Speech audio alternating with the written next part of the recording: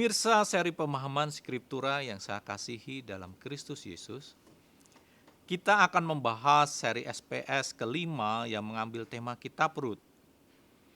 Pada bagian ke-25 ini, kita akan membahas tafsir Rut pasal 2 ayat 3 sampai dengan 4. Bunyinya demikian, maka dia pergi sampai dan memungut jelai di ladang di belakang penyabit-penyabit. Dia menemukan tanah Boas yang berasal dari kaum Elimelek.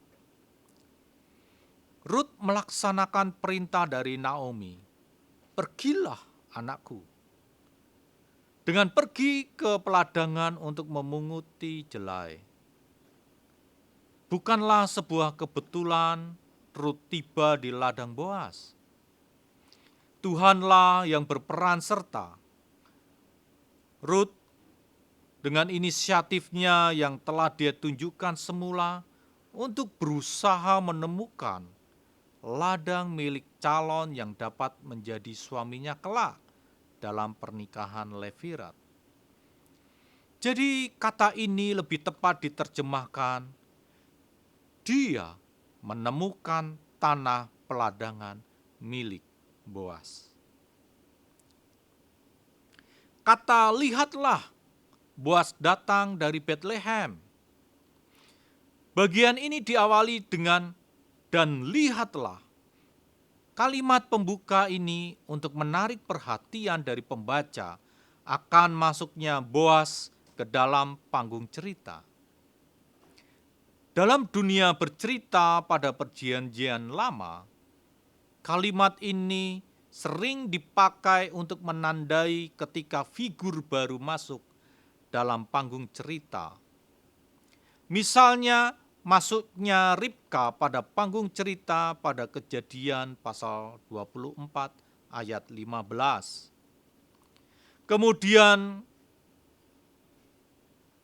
kalimat dan berkata kepada penyabit-penyabit itu, YHWH beserta kalian.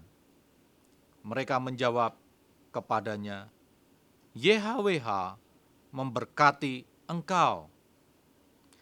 Boas masuk ke dalam panggung cerita dan memberikan salam kepada para penyabitnya.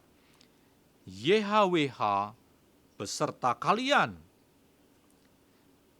Salam ini juga dapat dijumpai pada Mazmur 129 ayat 8. Salam ini adalah salam yang biasa dijumpai pada masyarakat pertanian waktu itu. Dan salam jawab dari para penyabit, YHWH memberkati engkau. Juga dalam salam yang biasa dijumpai juga dalam masyarakat pertanian. Hal ini sama seperti salam Indonesia dengan menggunakan bahasa Arab, yaitu Assalamualaikum warahmatullahi wabarakatuh. Secara harafiah, mungkin dapat diterjemahkan sebagai berikut. Damai sejahtera dan rahmat Tuhan serta berkat-Nya menyertai kalian. Salam ini tentu tidak diucapkan dalam kerangka persekutuan religius tertentu, melainkan sebagai salam sehari-hari.